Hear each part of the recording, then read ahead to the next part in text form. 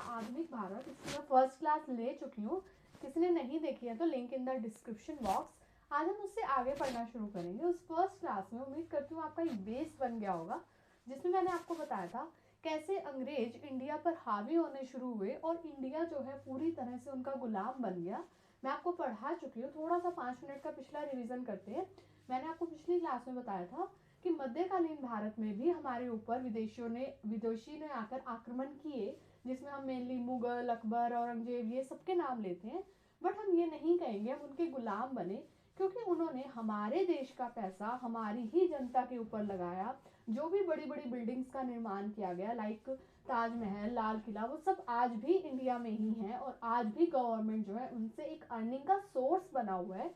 But जो उसके बाद विदेशी आए, जिनके हम कह सकते हैं कि हम गुलाम बने औरंगजेब की मृत्यु के बाद 18वीं शताब्दी में, तो हम बेसिकली उनके गुलाम बने थे, क्योंकि उन्होंने हमारे देश का पैसा व्यापार के बहाने, किसी के भी बहाने ले जाके अपने देशों को अमीर बनाना शुरू किया। तो उसी क्रम में हम बात कर रहे थे PDEDF, इसी क्रम में ये इंडिया में आए। सबसे पहले 1498 में वास्को डी गामा, जो कि पुर्तगाल का था, उसने इंडिया आने का समुद्री मार्ग खोजा और कोचीन कालीकत के तट पर उतरा। तो सबसे पहले अगर पूछ ले कौन आए थे तो पुर्तगाल के, और सबसे एंड में पूछ ले कि इंडिया को छोड़कर गए कौन है इन 1961-62 में, तो वो भी कौन गए थे, पुर्तगाल के लोग। उसके बाद आए डच, जो कि नीदरलैंड और हॉलैंड के जो निवासी है उन्हें डच कहा जाता है, वो आए, वो लंबे नहीं टिके। उसके बाद आए इंग्लैंड के लोग, ब्रिटिश ईस्ट इंडिया कंपनी, जिनका मेनली परचम इंडिया पर लहराएगा, जो मेनली इंडिया को गुलाम बनाएंगे और यहाँ पर कई सालों तक राज करेंगे, वो कौन है, ब्रिटिश ईस्ट इंडिया कंपनी। उसके बाद डेनमार्क वाले, वो भी लंबे नहीं टिकेंगे। Then French. कल हमने इन तीनों के बारे में डिस्कशन कर लिया था कि पिछली क्लास में मैं आपको तीनों बता चुकी हूँ, कैसे पुर्तगाल की एंट्री कहाँ कहाँ से हुई, कैसे पानी के थ्रू उन्होंने यहाँ पर अपनी फैक्ट्री लगाई।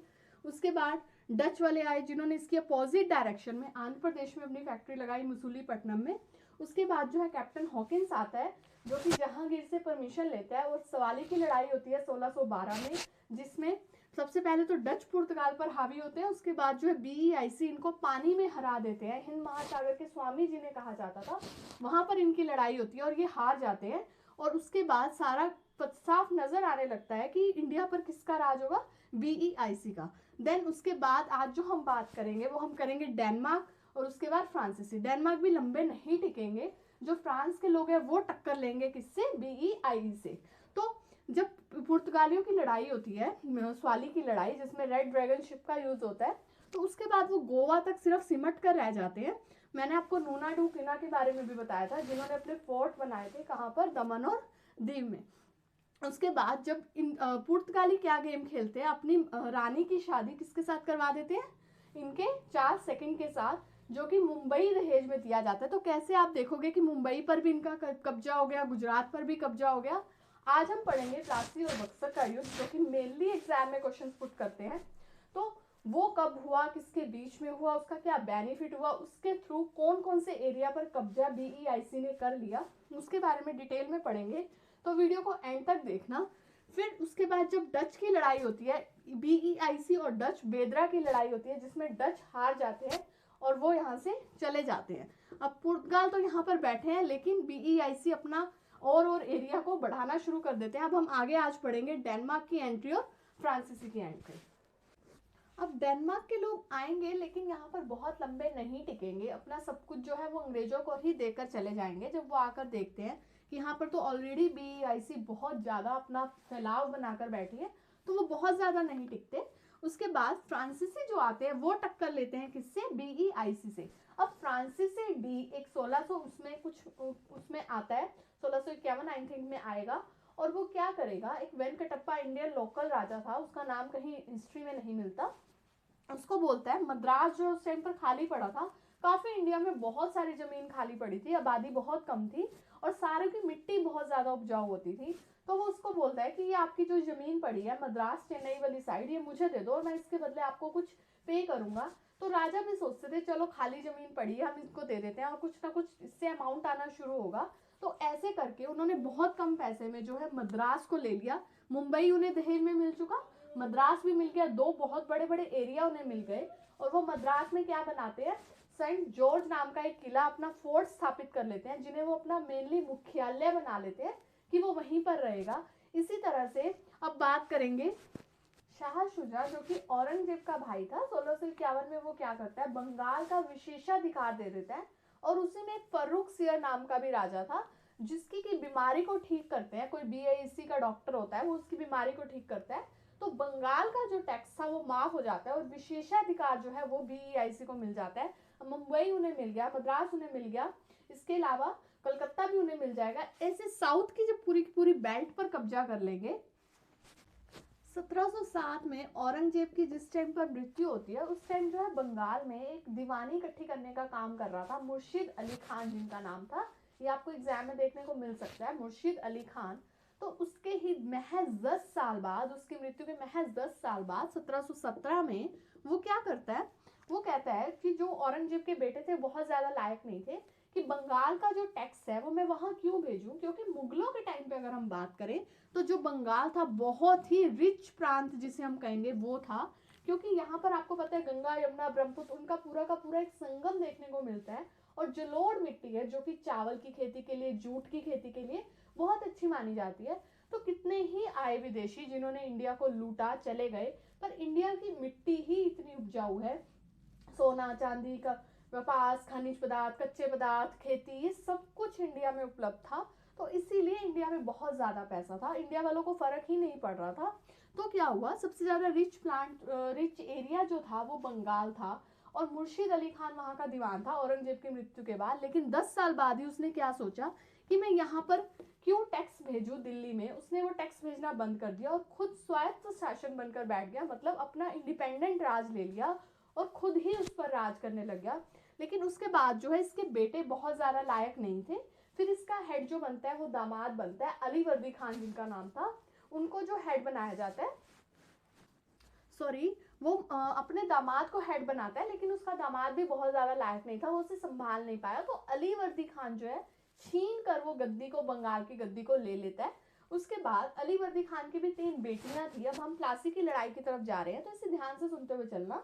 अलीवर्दी खान की 3 बेटियां थी, उसके जो सबसे छोटी बेटी का बेटा था जिसका नाम था सिराजुद्दौला, जो मोस्ट इंपॉर्टेंट करेक्टर प्ले करेगा प्लासी की लड़ाई में, सिराजुद्दौला, उसको हेड बना दिया जाता है। अब अंग्रेजों की नजर पड़ेगी बंगाल पर, क्योंकि उससे पहले वो सिर्फ छोटा मोटा एरिया संभाले हुए थे, उसकी वो इकट्ठी करते थे, लेकिन जब उन्हें पता चला कि तो बहुत ही रिच एरिया है, यहाँ से तो बहुत कुछ निकाला जा सकता है, अब वो लड़ाई लड़ेंगे किसके साथ, सिराजुद्दौला के साथ। और यहीं पर हमारी प्लासी की लड़ाई शुरू हो जाएगी 1757, जिसमें क्या होता है, लड़ाई होती है प्लासी की, जिसमें महज अंग्रेजी सेना उस टाइम पर बहुत कम थी, कुछ कहते हैं 300, कुछ 3100, कुछ अलग अलग किताबें अलग अलग बताएंगी, सिर्फ इतनी सेना। लेकिन सिराजुद्दौला की सेना थी वो 5000 प्लस थी, तो इनके सैनिकों का उसके आगे टिकना बहुत मुश्किल था। ये तय था कि सिराजुद्दौला ही जीतेगा, लेकिन इंडिया के खून में गद्दारी भरी थी उस टाइम पर। अगर हम बात करें मीर जाफर, जगत सेठ, कुछ इस तरह के लोग थे जो कि बिक चुके थे किससे,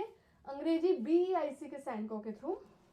तो मानना जाता है कि प्लासी की लड़ाई हुई ही नहीं, अगर वो लड़ाई होती तो डेफिनेटली ये तय था कि सिराजुद्दौला उस लड़ाई को जीतेगा।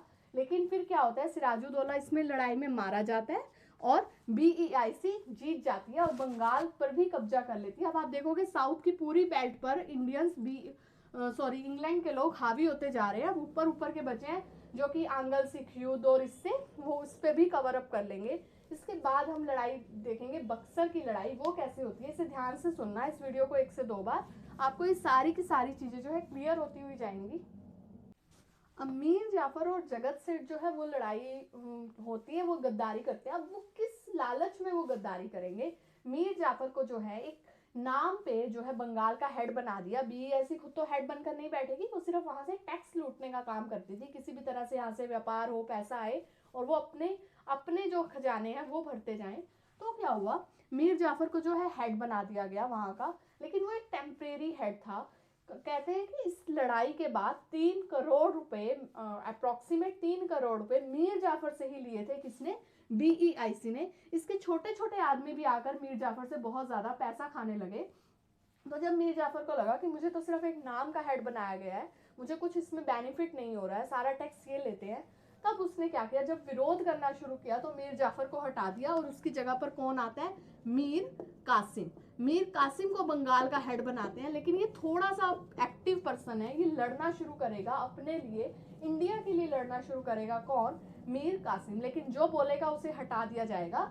तो मीर कासिम के ऊपर अटैक की कोशिश करते हैं और उसे वहां से भागना पड़ता है। फिर से बंगाल का हेड कौन बना देते हैं, मीर जाफर। अब मीर कासिम चुप नहीं बैठेगा, वो वहां से भाग गया, लेकिन अब वो अपनी शाही सेना इकट्ठी करेगा। और वो शाही सेना कैसे बनेगी, वो यूपी के अवध के एक राजा से जाकर मिलता है जिसका नाम था शुजाउदौला।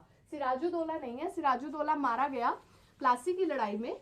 अब वो जाके अवध के एक राजा से मिलता है जिसका नाम क्या है, शुजाउदौला। और इसके अलावा जो दिल्ली में उस टाइम पर एक्टिव थे मुगल बादशाह, नाम के बादशाह रह गए थे क्योंकि औरंगजेब के बाद सारा का सारा उनका जो एक रोब था बादशाह का वो खत्म हो चुका था। तो मुगलों से जाके मिलता है। उस टाइम पर कौन था, शाह आलम द्वितीय। अब 3 जने मिल गए, मीर कासिम, अवध के शुजाउदौला और मुगल के शाह आलम द्वितीय, और एक शाही सेना बनकर लड़ेगी यहाँ पर बंगाल के लिए। यहाँ पर कौन आया, एक बीईआईसी की सेना। उस टाइम पर बीईआईसी ने भी अपनी सेना को बहुत ज्यादा बढ़ा लिया था। और एक शाही सेना जिसमें 3 अलग अलग आए, मीर कासिम, अवध के नवाब अवध के शुजाउदौला एंड मुगल के शाह आलम द्वितीय। अब ये है बक्सर की लड़ाई। अब ये जो लड़ाई थी ये बहुत ज्यादा इंपॉर्टेंट हो चुकी थी, जिसे हम कहते हैं डू और डाई की लड़ाई। मेन टारगेट था इंडिया। बीईआईसी इसलिए लड़ रही थी इंडिया में बसने के लिए, और ये लड़ाई लड़ रहे थे बीईआईसी को उखाड़ फेंकने के लिए, बाहर फेंकने के लिए, क्योंकि ये तय था अगर बीईआईसी ये वाली लड़ाई जीत जाती है तो वो पूरे के पूरे इंडिया पर हावी हो सकती है। तो ये बिल्कुल तय था। तो ये लड़ाई डू और डाई की मानी जाती है। बहुत ही एक्टिव लड़ाई हुई 1764 में, बक्सर का युद्ध जिसे हम कहते हैं, और हमें हार का सामना करना पड़ा। ये शाही सेना जिसे हम कह रहे हैं ये हार गई और बीईआईसी की जीत हुई और पूरे के पूरे इंडिया पर उनका कब्जा होना शुरू हो गया। अब इसके बाद मोस्ट इंपॉर्टेंट जो एग्जाम में क्वेश्चन बनेगा वो बनेगा इलाहाबाद की संधि के ऊपर। इलाहाबाद की संधि, इस लड़ाई के बाद एक संधि की जाती है जिसे हम इलाहाबाद की संधि कहते हैं 1765 में। 1765 में इलाहाबाद की संधि होती है और वो किस किस के बीच में होती है, क्लाइव और। अब इसमें जो शाही सेना बनकर आई थी जिसमें मीर कासिम था, मीर कासिम जो है वो भाग जाता है वहां से, या कई किसी किताब में आपको मिलेगा कि वो मारा जाता है। अब 2 बच गए, अवध और जो मुगलों का हेड था कौन, शाह आलम द्वितीय। इन दोनों के बीच में होगी इलाहाबाद की संधि। इसे ध्यान से सुनना कि ये क्या हुई थी, क्योंकि इसके ऊपर एग्जाम में क्वेश्चंस बन जाते हैं। 1765 में अवध के नवाब को क्या बोला जाता है, जो कि यूपी का था, इनको बोला जाता है कि 50 लाख रुपए देंगे किसको, बीईआईसी को, डायरेक्ट 50 लाख के ले लेते हैं। इसके अलावा इनका चुनार का किला, इलाहाबाद, ये सारा का सारा कुछ जो है वो कंपनी के अंडर आ जाता है। और इसके अलावा जो बीईआईसी की सेना है उसका खर्चा कौन उठाता है, अवध का जो हेड था कौन था, शुजाउदौला। इसका बीईआईसी की सेना का सारी सेना जो है किसके अंडर पलेगी, इसके अंडर पलेगी। और इसके अलावा जरूरत पड़ने पर इसका साथ चाहिए था शुजाउदौला का। अगर कोई भी इंडियंस एक्टिव होते हैं, कोई भी छोटे मोटे जो राजा थे, अगर वो आवाज उठाते हैं इनको भगाने के लिए, तो शुजाउदौला को किसका साथ देना था, ना चाहते हुए भी बीईआईसी का। ये इलाहाबाद की संधि में तय हुआ। और जो शाह आलम द्वितीय था उसके साथ क्या संधि, उसे कुछ नहीं मांगा, उससे सिर्फ बंगाल, बिहार और उड़ीसा, उस टाइम तो बहुत बड़ा प्रांत था, उसकी दीवानी मांग ली कि इस एरिया का सारा टैक्स कौन लेगी, बीईआईसी। तो इस तरह से अंग्रेजों का अमीर बनने का जो रास्ता था वो बढ़ता चला गया और साउथ इंडिया की पूरी बेल्ट पर इनका कब्जा हो गया।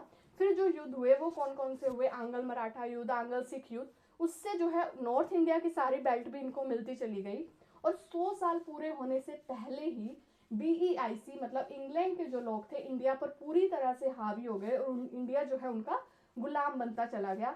उसके बाद कि हम इसको मॉडर्न इंडिया से जोड़कर पढ़ना शुरू करेंगे, जिसमें हमने स्ट्रगल किए, भगत सिंह, स्वामी विवेकानंद, भगत सिंह, गांधी जी, कुछ ऐसे जो लीडर्स उभरे जिन्होंने इंडिया के लिए फिर काम किया, वो सब हम मॉडर्न इंडिया से इसकी एक लिंक जोड़ेंगे। ये 2 क्लासेस सिर्फ आपका बेस बनाने के लिए थी, जिसमें मैंने आपको सब कुछ क्लियर करवा दिया।